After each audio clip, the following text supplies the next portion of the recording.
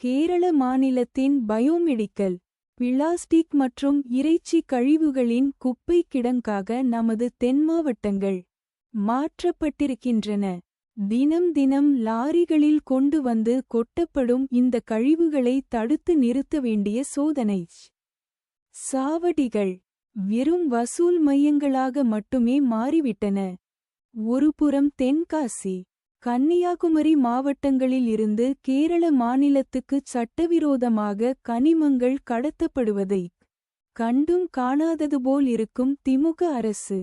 மறுபுறம் தமிழகத்தை குப்பை கொட்டும் இடமாக பயன்படுத்திக் கொள்ள சுதந்திரமான அனுமதி அளித்துள்ளது. அதிகாரிகளிடமும் முதல்வர் தனிப்பிரிவுக்கும் பலமுறை புகார் அளித்தும் இதனை தடுத்து நிறுத்த எந்த நடவடிக்கைகளும் எடுக்கப்படவில்லை. முழுக்க முழுக்க திமுக அரசுக்கு தெரிந்தே இவை நடைபெறுகின்றன. உடனடியாக கேரள மாநிலத்தின் குப்பை கிடங்காக தமிழக எல்லையோர மாவட்டங்கள் மாற்றப்படுவதை திமுக அரசு தடுத்து நிறுத்த வேண்டும்.